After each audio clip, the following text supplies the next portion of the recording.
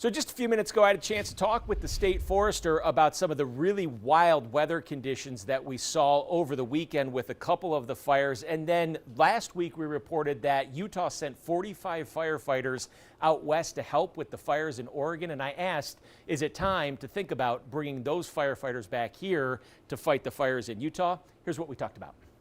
We're doing everything we can as far as that firefighting effort. We got a team scheduled to take that fire over tomorrow morning at 6 a.m. They're in town. They're shadowing the Type 3 team right now. We in-briefed them last night. During that in-briefing, we really learned just how catastrophic those conditions were. We saw that fire take a big run. We saw conditions on there that were unprecedented. It's dry. We've seen that fire take, an 8-mile plus run through the towns. But we had some great successes on that. We were able to keep it out of the town, but it still was not what we wanted to see as far as how many acres it's burned and just how dangerous that it was.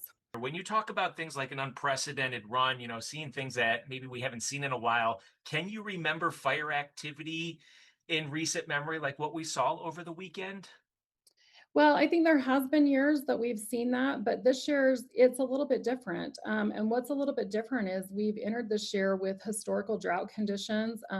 Also, those dry fuels. Those fuels are so dry that in some areas they're combustible. We've had that grass crop that's become a crop that's really dry, but it's also greened up and then it's become dry very quickly. We are just experiencing that low snowpack level with that runoff that happened very quickly.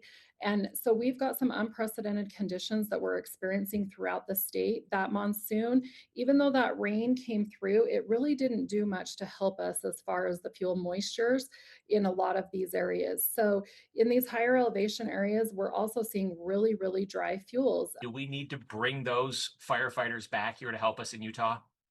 Yeah, that's something that we're not having discussions around that. That's something that, we can do, but that's something that we honestly don't like to do.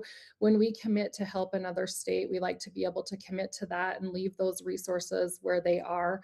That state's depending on that. Right now, we're doing okay as far as what we have here in the state.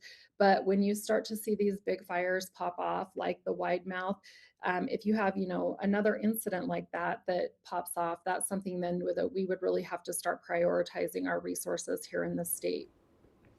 We go in depth each and every day at 4:15. You can see all of our past in-depth conversations. We post them in their entirety on YouTube. You can get there by scanning that QR code that you see right there on your screen.